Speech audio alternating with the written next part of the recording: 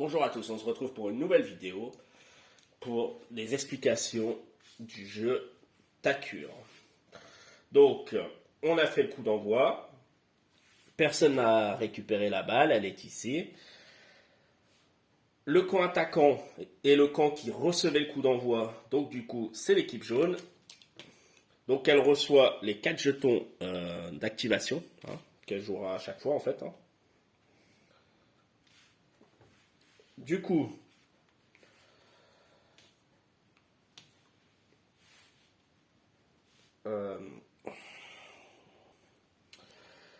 donc comment ça se passe?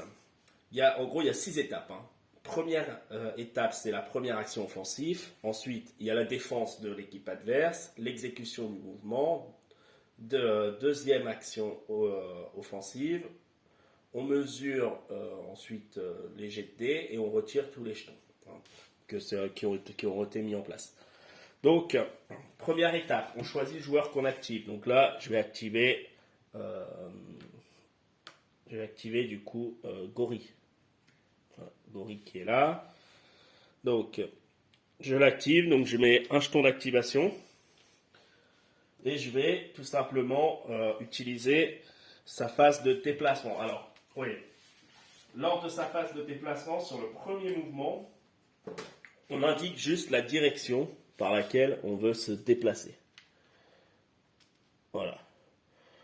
Donc, on indique, mais on ne se déplace pas. On ne fait que dire, ok, je vais me déplacer par là. Deuxième étape, le défenseur va effectuer ces étapes de défense. Alors, lorsque on fait la défense, on peut soit faire pression, voler la balle, plaquer, se relever ou se reposer. Donc là, bon, on va juste, voilà, pour montrer, je vais faire pression. Alors, faire pression, c'est tout simplement mettre un malus de -1 aux autres joueurs pour toute action qu'ils vont effectuer. Alors là, ça n'aura pas de conséquences parce que je ne serai pas assez près des autres joueurs. Mais en gros, voilà comment on fait. Donc, je déclare là que je fais pression avec tous mes joueurs. De toute façon, pour l'instant, je ne peux pas plaquer, je ne pourrais pas voler de ballon, je ne pourrais rien faire. Donc, je vais déplacer mes joueurs de leur valeur défensif. Donc, si je reprends dans l'ordre, ici, 3. Donc, hop, je me mets là. Lui, il a 3 aussi. Voilà, je reste là. Lui, il n'a que 2. Alors, je ne vais pas forcément vers le ballon parce que le but, c'est quand même de quadriller un petit peu le terrain pour éviter toute possibilité de déborder sur les côtés. Et lui, il a 3. Voilà. Donc, ils avancent petit à petit. Et du coup, comme il faisait pression, je récupère les jetons de pression. Hop. Et j'indique, en fait, chaque phase qu'on va faire sera indiquée par un jeton. Pour que la pression marche, il faut être à moins de 2. Il faut être à 2 au moins. Donc là, ça ne va pas fonctionner. Donc, la deuxième étape, donc l'étape de défense a été faite. Donc là, on va faire le mouvement avec l'attaque, l'équipe attaquante. Donc, je vais prendre donc Gori que j'ai activé. Alors, j'aurais très bien pu faire un mouvement où je tourne, tout ça. Je suis resté sur un mouvement basique pour l'instant droit. Donc, je vais partir sur le mouvement. Donc le mouvement, il m'emmène nickel ici. Et du coup, comme je passe par-dessus le ballon est à terre, il n'y a personne à côté, il n'y a pas de modificateur. Pour récupérer un ballon à terre, on fait son contrôle de balle, donc plus 4. Donc là, Gori, il a 7. Donc plus 4, ça fait 11. Donc je vais lancer. Je fais 6. C'est bon. Donc je récupère le ballon. Et pour notifier qui c'est qui l'a, je le mets là. Donc c'est Gori qui a le ballon. Donc là, la première phase d'attaque, on va dire, elle est faite. Ici, en fait, ça n'apporte rien. Hein, comme je vous ai dit, on est trop loin pour l'instant. Donc là, pour l'instant, on a fait la première phase offensive. Alors, je vais du coup utiliser une carte pour vous montrer un petit peu. Donc, une carte jeu d'équipe, donc je la mets à l'envers hein, sur la table. Donc, je vais la poser là, hop.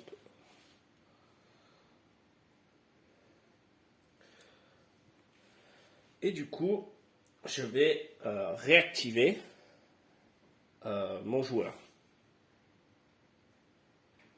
Donc, Gori. Alors, il faut que je fasse attention parce que si je l'active trop de fois, il va prendre de la fatigue. Donc, maintenant, je vais passer sur ma deuxième activation, entre guillemets.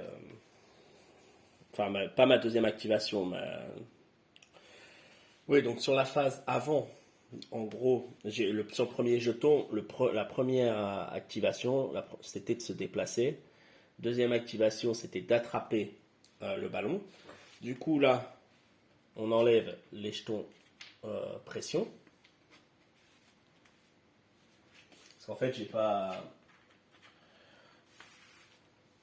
Voilà. Et du coup, on arrive sur la deuxième activation. Donc, il y a deux phases toujours par activation. Donc là, je reste sur le principe de jouer ma carte.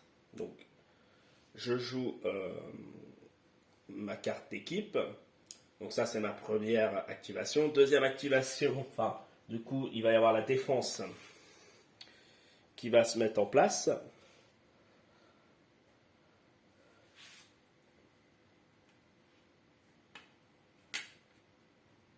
Donc, elle va bouger de 3.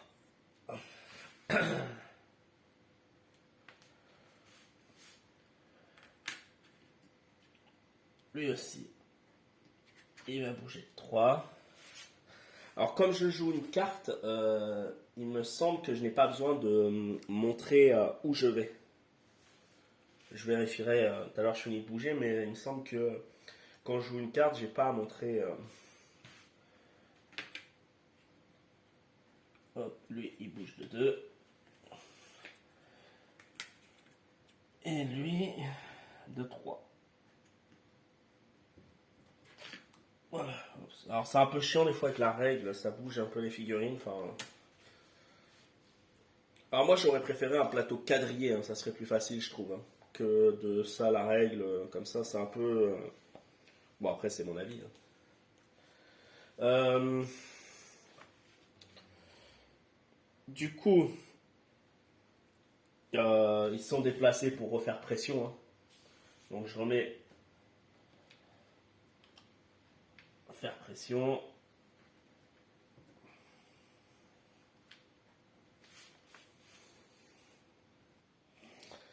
Alors si en première activation je dois quand même marquer le mouvement, donc j'aurais dû le marquer avant, je ne me rappelais plus de ça. Donc je vais marquer le mouvement vers là. Voilà.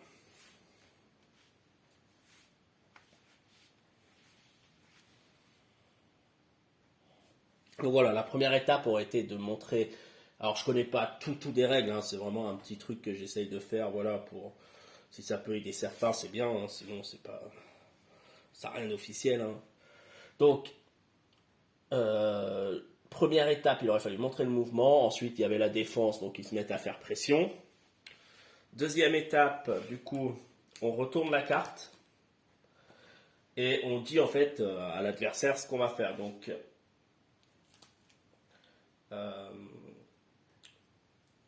on dit voilà ce qui va se passer. Donc on déplace le joueur. Donc tous les joueurs activés se déplacent en première action. Donc je commence par lui, tout simplement. Donc il a 4. Je l'emmène le plus loin possible. Ça l'emmène là. Hop. Ici, donc lui il fait pression et il est à moins de 2. Donc en fait, moins de 2, c'est moins 1 à toute caractéristique pour le deuxième mouvement. Donc pour le deuxième mouvement, donc pas pour le premier. Donc c'est moins 1 en fait à la deuxième action entre guillemets, puisque comme je vous ai dit, il y a toujours deux actions. Première action, défense. Ensuite, deuxième action, et on résout ce qu'on pourrait dire les défenses et les attaques. Donc là, il ne subit pas. Je croyais qu'il subissait dès la première, en fait. C'est pour ça que je suis un peu surpris. Bon, du coup, donc ça, là, j'active 3 joueurs. Du coup, donc j'active lui, je l'ai activé. Je vais activer les 2 qu'il y a là. Je vais tout simplement emmener Guépard. Donc je commence par Guépard. Donc elle a 4.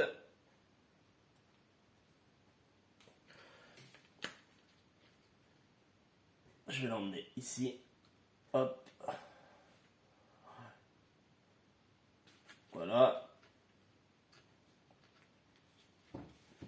Et Hegel, il a 4 aussi. Je vais me l'emmener ici. Alors pourquoi cette disposition? Parce que la deuxième action, c'est tout simplement des passes. Et pour réussir les passes, il faut toujours être en arrière. Donc là, si je prends lui est derrière lui et lui est derrière lui, donc ça permet de faire des passes. C'est comme au rugby, les passes n'ont pas le droit d'être faites vers l'avant, toujours vers l'arrière. Donc là, j'ai préparé ma mise en place. Et ensuite, deuxième action, donc c'est là qu'on vérifie la pression. Est-ce que les joueurs sont à moins de 2 pouces? Donc non, j'ai aucun moins de 2 pouces, donc j'ai pas de problème. Donc, deuxième activation. Le porteur, il fait une passe. Donc le porteur, il va tout simplement faire une passe. Donc son contrôle de balle, il est de 7. Donc pour faire une passe, je prends la règle là, je prends ce côté et je vais mesurer entre les joueurs l'espace qu'il y a. Donc si par exemple il y a jusqu'à 2, j'ai plus 2. Ensuite ici jusqu'à 4, 0 et après là moins 2. Donc je regarde entre deux joueurs. Donc là je suis à 0 et là aussi je serai à 0. Donc ça veut dire que je prends lui.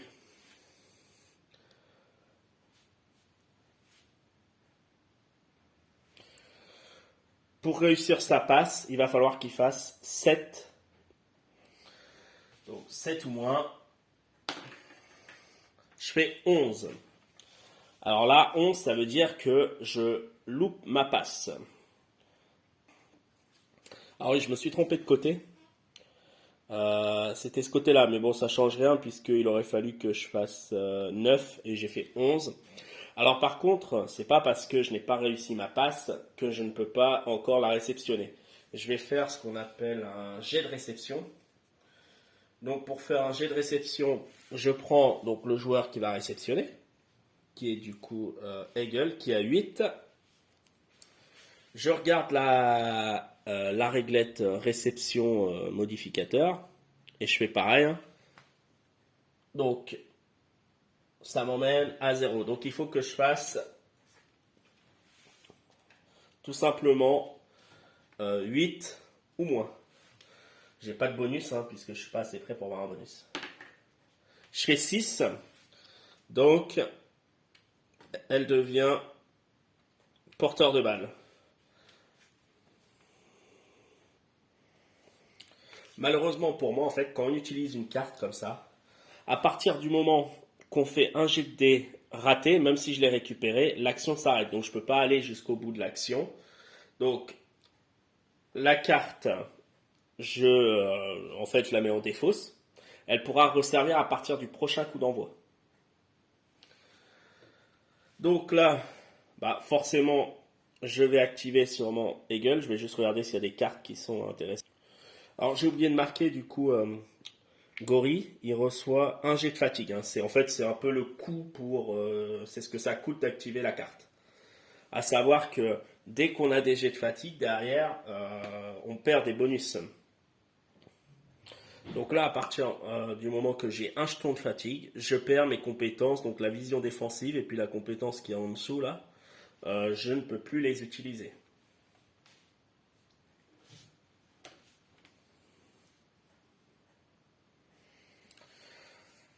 Ok, donc là, ce tour entre guillemets, il est fini. Donc on enlève les jetons.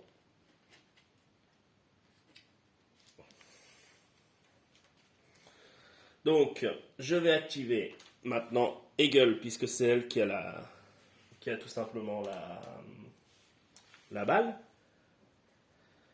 Et je vais tout simplement essayer de partir voilà, sur le côté. Alors, je peux mettre le jeton le plus loin que je veux. Alors, si par exemple je veux m'arrêter avant, je le mets là, je vais m'arrêter ici. Hein. Par contre, si je le mets là et que par exemple mes 4 de mouvement s'arrêtent là, bah c'est pas grave, tant pis. Hein, euh, je m'arrête là où est mon score entre guillemets. Mon score est de 4, mon déplacement est de 4. Je m'arrête à 4, c'est pas grave si j'ai mis le jeton plus loin. Donc, j'indique le mouvement. Du coup, la défense, elle va essayer d'aller, je pense, vers là-bas, enfin vers justement Eagle. Enfin, non, c'est pas Eagle, c'est Pangolin. Non, Guépard. Alors les noms, des fois, donc c'est Guépard, oui, c'est Guépard qui a la balle. Bon, du coup, on va placer donc la défense. Alors lui, je vais l'emmener vers là. Je pourrais tenter un plaquage, mais à mon avis, je ne serai pas assez près pour tenter le plaquage sur ce mouvement-là. Ça me paraît, comme ça, à vue d'œil, un peu chaud, donc je vais plutôt partir sur une pression. Donc, je l'emmène. Il a combien? Il a 3. Non, je pense que du coup, je vais déclarer un plaquage. Donc, je déclare un plaquage. Donc de là, voilà. Je me mets ici. Hop. Donc, lui, je le déclare en plaquage.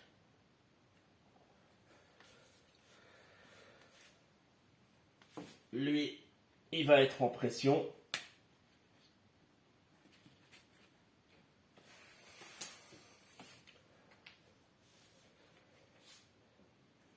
Non, je ne vais pas le mettre en plaquage. Parce qu'à mon avis, oui, non, je serais trop lent parce que j'ai pas pensé là être dans la ligne, ouais, mais ça va me faire. Je vais plutôt juste me foutre en pression et en m'approchant le maximum. 1, 2, 3. Ça me met là.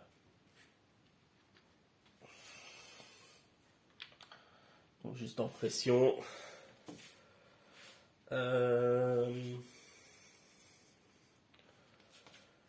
Lui.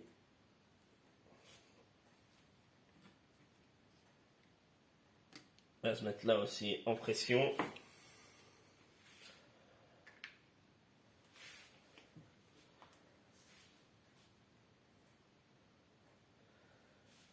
Et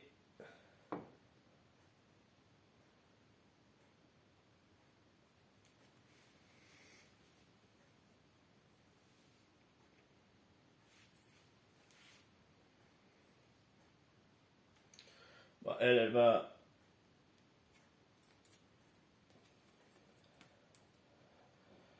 Elle va rester par là, là, pour bloquer ici au cas où. Et elle va se foutre aussi en pression. Alors, en gros, quand on ne sait pas trop est-ce qu'on peut plaquer ou faire une interception ou quelque chose, il faut tout le temps se foutre en pression. Ok, donc la défense est faite. Maintenant, on passe au déplacement. Donc le déplacement de Guépard, il est de 4.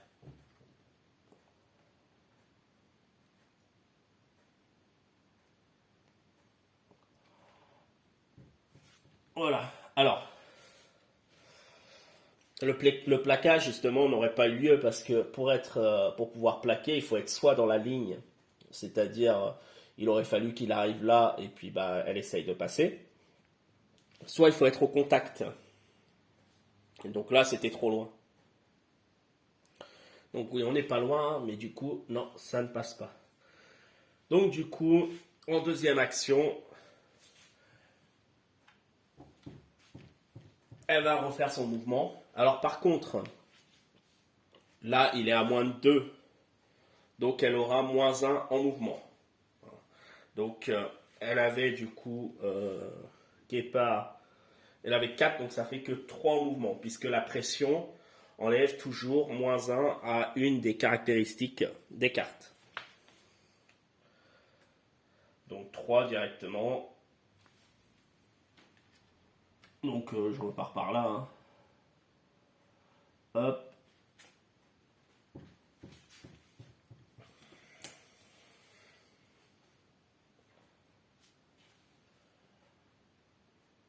Et du coup, bah c'est bon, on enlève les jetons.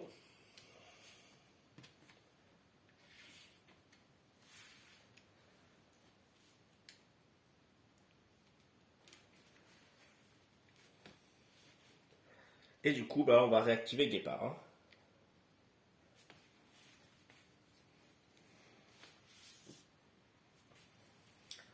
Guépard qui va partir sur un mouvement.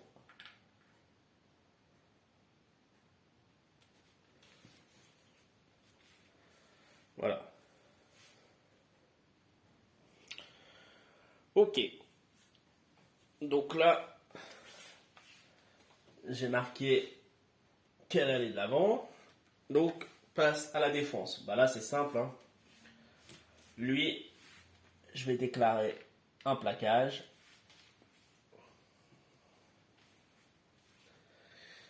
Et du coup,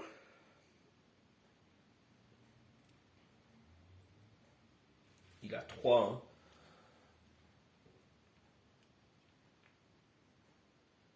Donc, il peut se mettre tout simplement ici pour plaquer.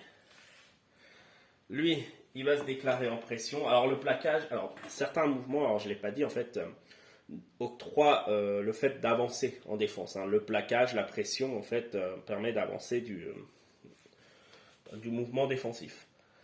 Lui, il a 2. Hop, il se met là, donc j'ai mis en pression.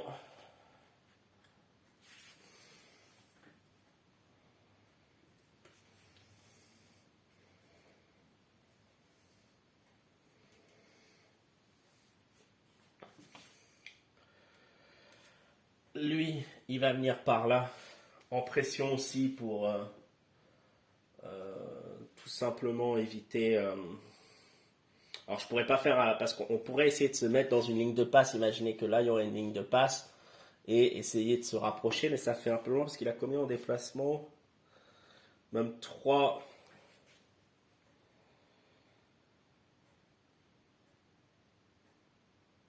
Ouais, quoique 3, on peut essayer peut-être de se foutre en interception.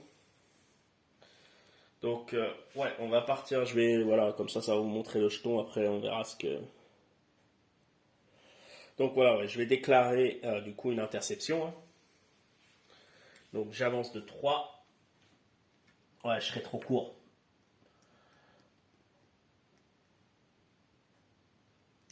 Je me mets là.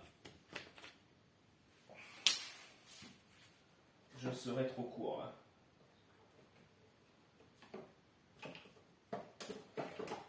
Pour interception.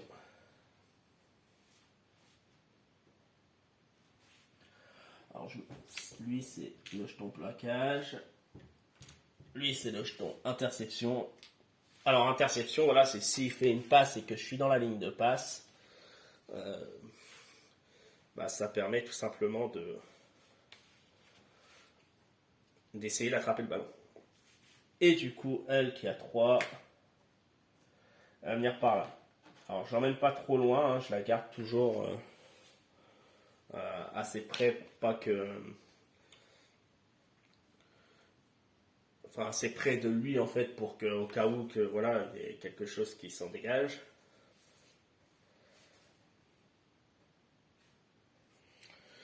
Ok. Donc, les joueurs, j'ai déclaré ce que j'allais faire. Alors, lui, elle, c'est pression, hein, classique.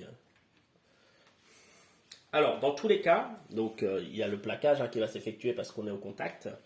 Mais dans tous les cas, le mouvement va être effectué. Hein, le premier mouvement, entre guillemets, hein, qui va être de tout simplement de 4 normalement. Hein, si je ne me trompe pas.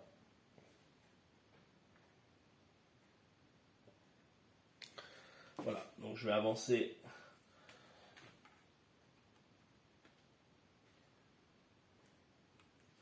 de 4. Alors, étant donné que j'étais au contact, alors c'est vrai que je joue pas avec et normalement on doit...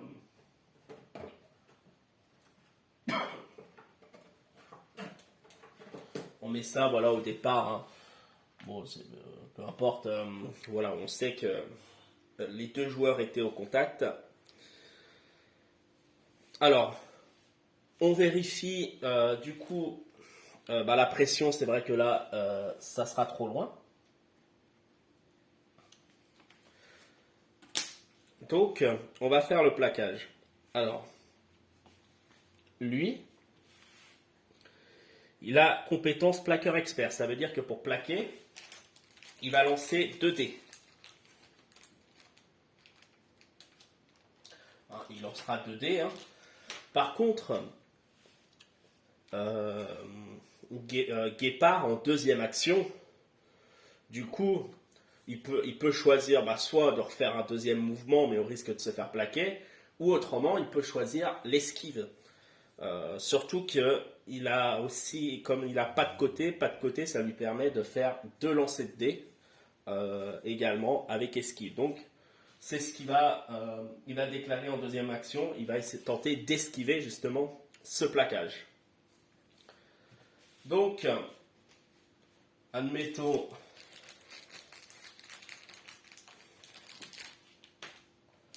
déjà voyons si le plaquage est effectué ou non. Hein. Donc, si le plaquage, il a en force, il a 8. Donc, il faut qu'il fasse 8 ou moins. Bon, il fait un dé de 10, un dé de 4. Hop.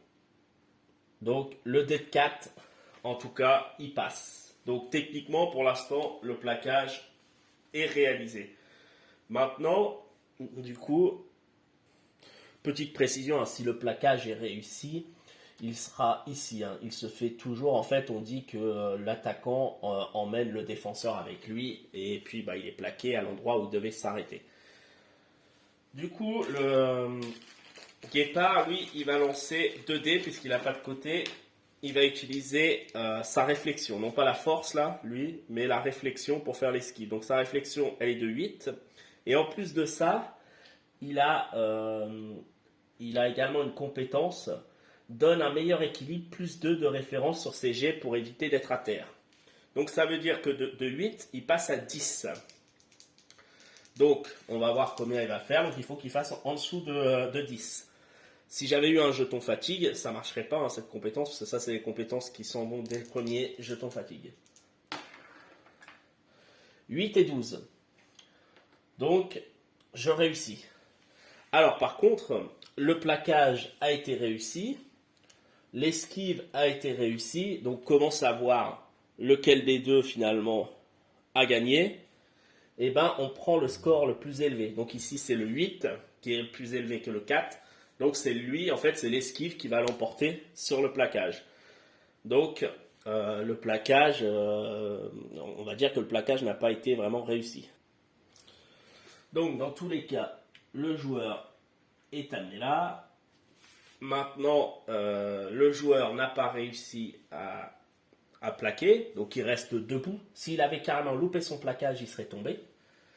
Et par contre, après avoir réussi une esquive, on a un déplacement de 2 dans la direction qu'on veut. Donc je vais tout simplement avancer tout droit. Hop.